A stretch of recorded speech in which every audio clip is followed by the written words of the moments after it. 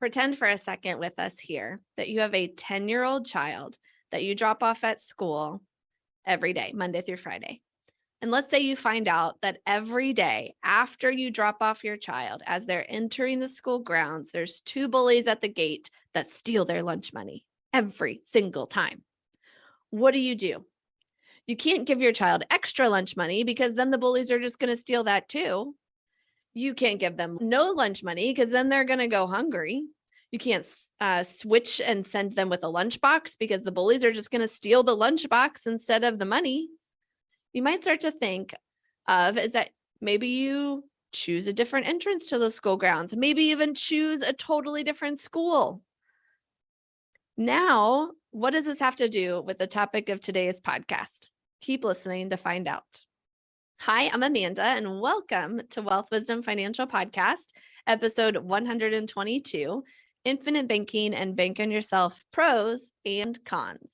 Hey, and I'm Brandon. Now, when Amanda first told me the bully scenario that she just went through, one of the first things I thought of was, well, I would park the car and go into the principal's office and tell them to do something about the bullies. I mean, I'm an 8 on the Enneagram. I would just go for it, right?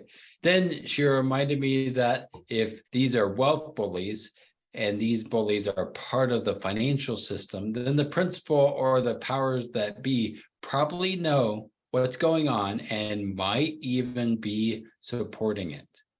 I tend to actually agree with her on that and can only think of choosing a different location or a different gate to get my child into school, aka engage with the financial system, without these bullies being part of that situation. Our mission with today's episode is to help you see who are the bullies of the financial system and how you can tell them apart from other options where you get to keep your lunch money and not somebody stealing it from you. So are you sick and tired of hearing the same old conventional financial advice? We feel you. We're fed up with those same old truisms that fall flat when you get into the unique opportunities and challenges of specific situations. This show is all about bringing you historic wisdom around building wealth with practical insights on how to apply it to your journey. When conventional financial thinking doesn't get you where you want to go, you need wealth wisdom. Let's master wealth building together. Now, a bully is a person who habitually seeks to harm or intimidate those whom they perceive as vulnerable.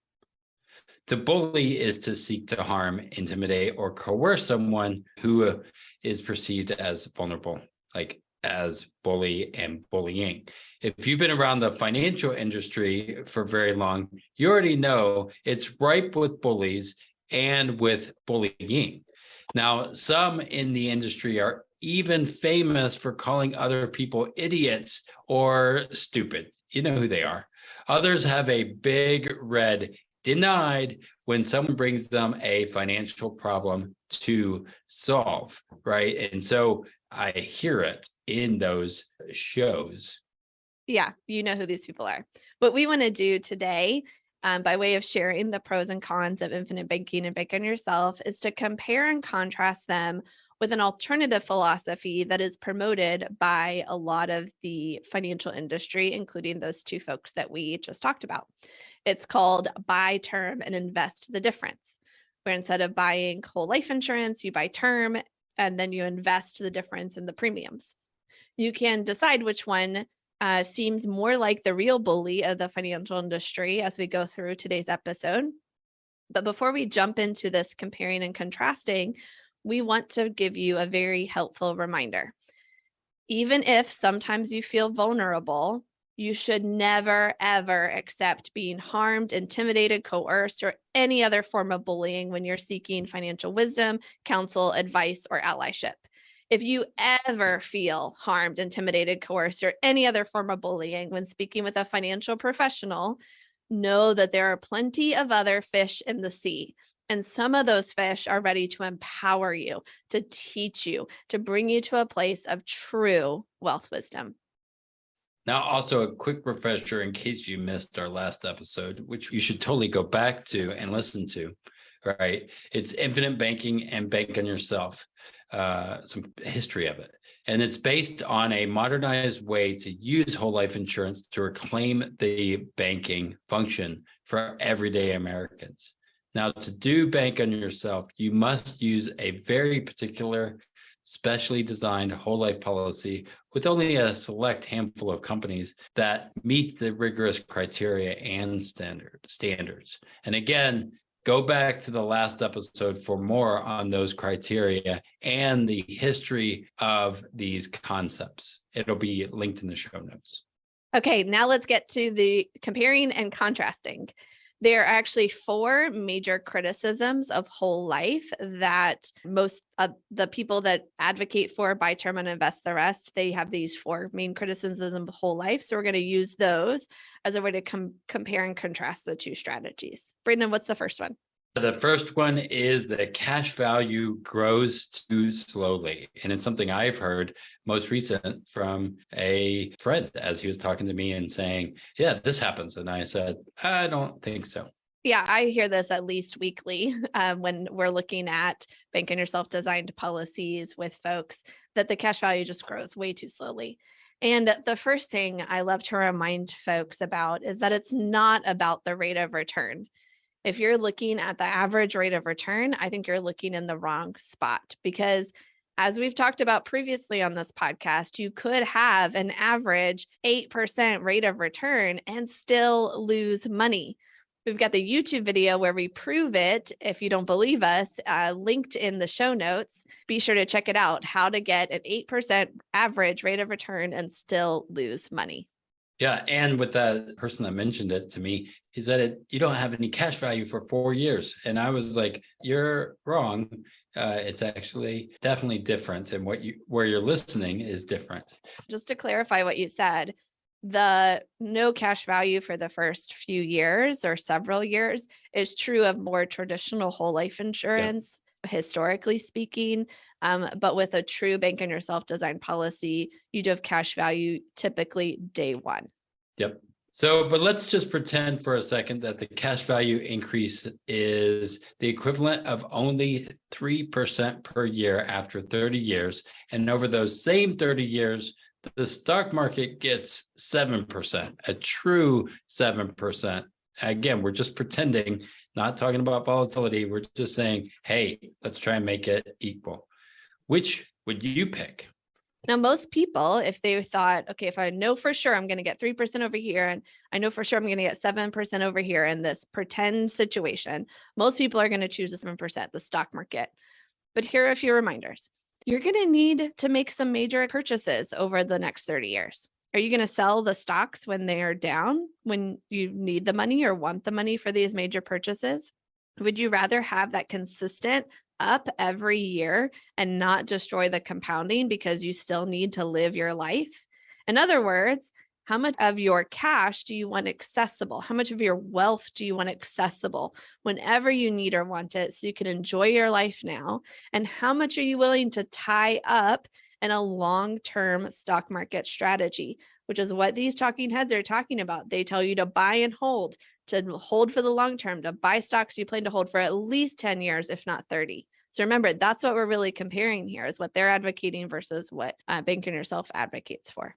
In this case, I'm speaking to some of those younger people too, right? That they're jumping into this, like at 30 and 20, right? And there are a lot of major expenses. There's vacations, there's cars, there are medical needs, there's home repairs, they're helping children transition to adulthood, helping yourself transition to adulthood, and so on and so forth. I think most people underestimate just how much money they spend outside the usual monthly bills. So if you want to learn more about that, we have an episode that we titled, What's More Important Than Life Insurance? So again, check out the show notes, and there's an episode straight there for that one. Also, please remember that access to your money doesn't take away your options. You could use policy loans to invest in the stock market, real estate, businesses that you want to start, and more. You want to be smart about any kind of investing and use of policy loans, but you at least have the option to do those things to grow your wealth in a stable way. Yeah. So to kind of recap this, we're trying to look at rate of return. We kind of feel like we're comparing apples to oranges, that it's not a true fair comparison. First of all, there's volatility versus true compounding. We believe a much better comparison is your safe money account, a savings account at a bank or a money market account. Where are you putting the funds that you want to use over the next 30 years? And then use that comparison with the numbers that you might get when you're looking into a bank and yourself designed policy.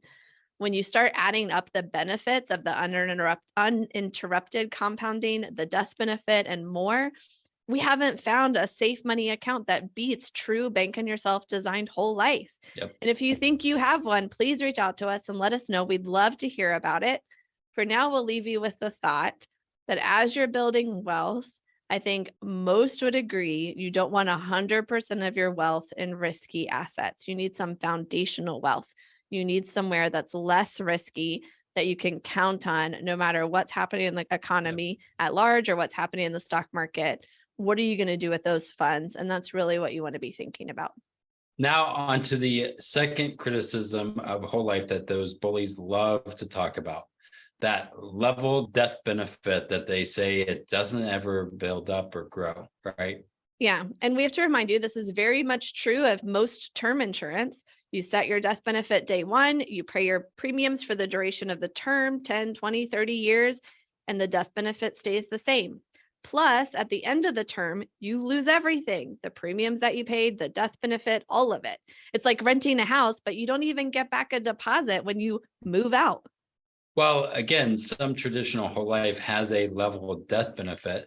The way Bank and Yourself designed policies are structured, the death benefit can increase through several factors. And often as we build them, it does. Yeah, my very own first policy, I looked up the death benefit this week to prepare for this episode.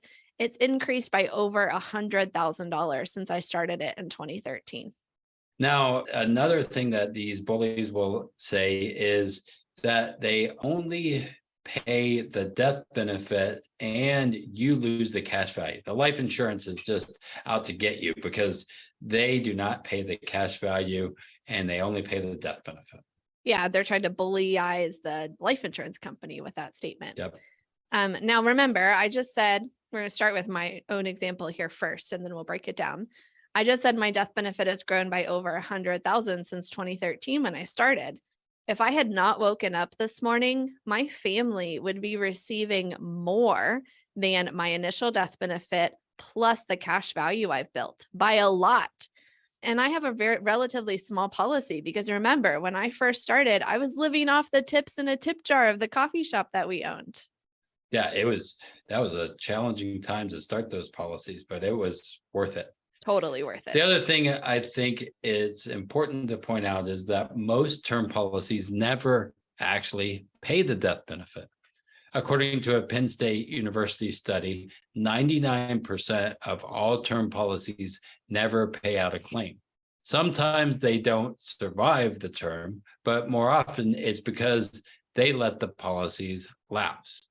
Now, this next part is pure conjecture, but I know we all go through times in our lives that are hard. And I could imagine seeing term life insurance as a luxury in that moment and stopping my payments or not following up if the premiums get rejected because they aren't funds in my bank account, right? It's in those times when I'd much rather have some cash value to pay my premiums for me and keep my life insurance. Plus, I could use the cash value to pay other bills too, right? And we have done that. And I'm not just saying this. We had one of those times in the last 9 years, and we were super glad we had safe money in the cash value to get us through it, right? Keeping the protection for the baby that we learned we were having during that time, right? So we had a challenge and we found out we were pregnant. And at the same time, because we were able to use this, it didn't interrupt our compounding, and we are so much better off because of how the policy was designed for us. Yeah, almost all of us go through at least one of those really challenging financial times within our lifetime. And we know some of you listening are going through that kind of time right now. First and foremost, our hearts go out to you. Please reach out to us, and we'd love to give you a boost if we're able to along your financial journey. Even if it's not the right time to choose a financial strategy for building wealth, there are plenty of things that you can be doing to get closer to being ready to choose your wealth building strategy. Keep your head held high and keep asking for what you need from God, from the universe, and from allies like us. Now, the next one I get really fired up about, and it's when those bullies come out and say, oh, those life insurance guys, they're just making way too much money. Their commissions are just way too high, and you are just stupid for doing that.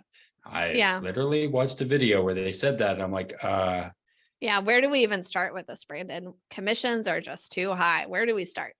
yeah, first of all, for a true bank and yourself design policy, the bank and yourself professional takes a 50 to 60% commission cut compared with the average life insurance agent. So right then and there, that's why there might be not be a whole lot of us.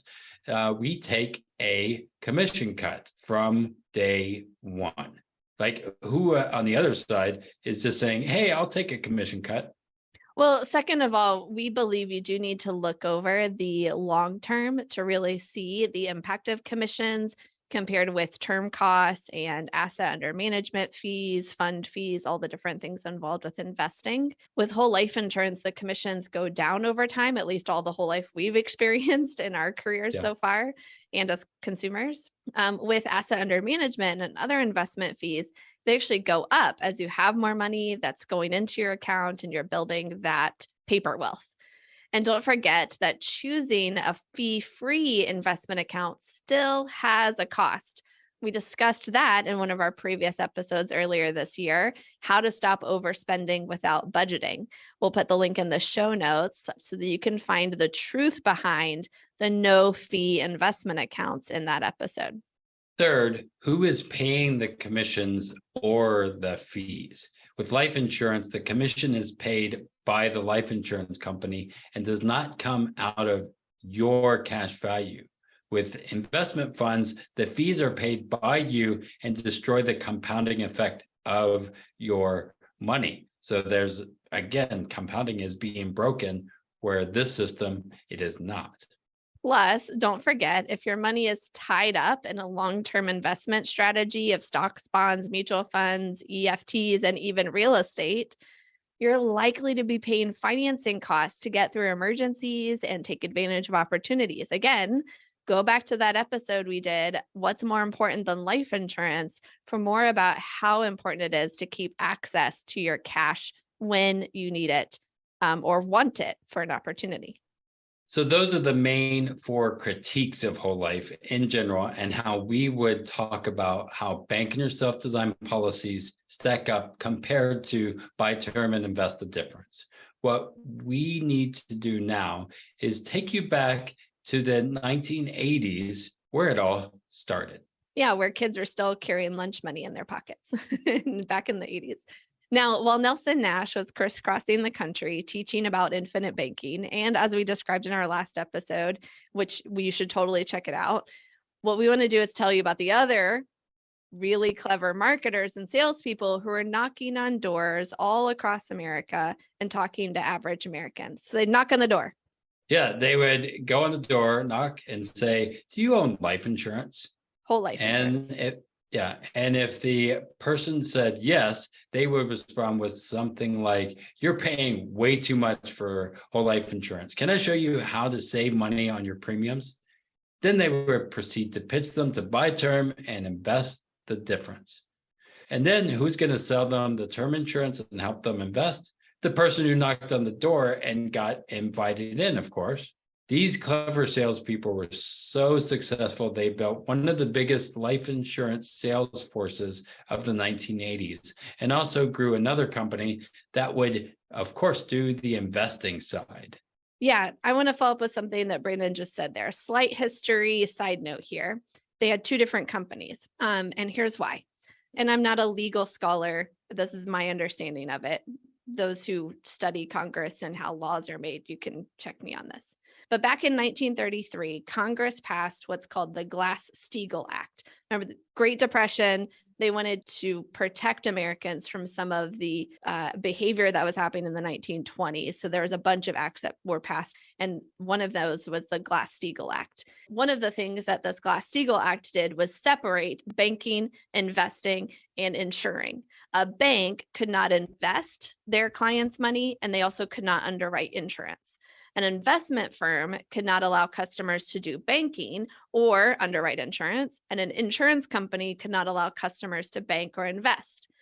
In the 1980s, this act was still in force. So these salespeople were in a kind of gray area, technically representing two different companies, an investment company and a life insurance company, but they were merging the two concepts, insurance and investing, in a way that was borderline, if not entirely illegal. Now, in 1999, the Glass-Steagall Act was repealed. So that's why you see today some of the same companies will offer banking, investing, and or insurance, and they kind of offer all of them or some, two of them at the same time. Now, today, you can decide for yourself if the repeal was good or bad. We'll read these couple sentences from Investopedia on the topic. After the repeal of the Glass-Steagall Act, commercial banks resumed taking on risky investments in order to boost their profits. Many economists believe that this increase in speculative and risky activities, including the rise in subprime lending, led to the 2008 financial crisis. Now that's Investopedia, and we'll have, again, a link in the show notes for that. Let me rephrase that before you move forward, because this is really important. Basically, what the Investopedia is saying that many economists believe is that because banks were able to invest and take more speculative, risky behavior because they could, merge the two together, that's what led to the Great Recession. And insurance companies were a lot slower to adapt after the Glass-Steagall Act was repealed. We had hundreds of banks that failed during the Great Recession. In 2008, there was only one life insurance company that failed, that went bankrupt. And it was a small little rinky-dink life insurance company in Texas that would have never qualified for Bank on Yourself anyway. So that there's real world consequences to this act. For you history nerds, you like people that love advocating for laws to be passed, I think we should totally be talking about this more. Okay, I'm going to get off my soapbox. Yeah. Take us forward, Brandon. Yeah, in true wealth wisdom fashion, we invite you to consider the historic roots of whole life as we shared it in our last episode that has been modernized to become infinite banking and Bank on Yourself. Then consider how buy term and invest the difference is a more recent phenomenon that was borderline, if not downright illegal, until 1999. And enough history here. Let's come to today. I was just watching a Shark Tank episode earlier this week, and there was this inventor on the show who had a company with a bunch of different products, all like in the same industry or like serving the same customer, but a bunch of different products. Spoiler alert, she did not get an investment because the sharks accused her of inventoritis. She needed to focus on one product, perfect it, make it successful. As it was, her business was not investable. Now, we're told when we go into business as entrepreneurs, one of the most common pieces of advice out there is to focus. It's actually turned into an acronym. Follow one course until success. FOCUS. Follow one course until success. Even in my certified financial planner study materials, they encouraged us to find an area of focus, to specialize so that we could serve our clients best. We share this today to say, if you're at all intrigued by what we've talked about, make sure that you evaluate a Bank on Yourself designed policy with a true Bank on Yourself professional. You can either connect with one at bankonyourself.com or with us at wealthwisdomfp.com. Specifically, we invite you to schedule a quick discovery call with us again at wealthwisdomfp.com/call. We're happy to answer any initial questions you have and talk about our process from there. Now, today we only covered 4 of the main criticisms, right? We could go on and on with questions, criteria, and things to consider when choosing what financial strategy is going to help you accomplish your unique goals. So, have another criteria you'd like to banter with us, then reach out to us. Let's schedule a chat. So just go to wealthwisdomfp.com/call. And even if you're not sure if you're ready for or a good fit for banking yourself, because it's not a good fit for everyone, it's what we specialize in, but it's not all we do. We carefully weigh each individual or couple's unique situation and goals before helping them develop a strategy and sharing our expertise as it relates to that strategy. The first step in working with us in any capacity is to schedule that quick discovery call, and you can do that in 2 minutes at wealthwisdomfp.com. Now, we look forward to chatting with you again soon, whether it's in that discovery call or in our next episode, when we're going to round out the year with an episode about building your wealth creation system. Hit that subscribe button so you don't miss how we've combined several concepts and systems to create our ultimate money control dashboard. Yes, we have a money control dashboard. Until next time, keep building and protecting your foundational wealth so you're ready for the next adventure life brings your way.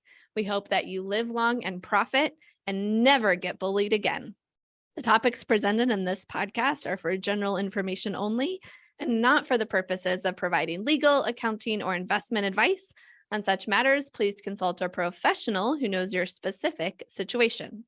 Also, a special thanks to all we've learned from Pamela Yellen, the trademark owner of Bank on Yourself. We did not get her permission to create this episode, and our words are our own opinions, not hers. For her specific information and for the best information you can find about Bank on Yourself, visit bankonyourself.com. And if you've listened this far, we know you are very serious. Book a call with us, mention that you'd like to get one of Pamela's books, and we'll send you one right away. We'll even cover the cost of shipping. Go to wealthwisdomfp.com and schedule that call now. We look forward to chatting with you soon.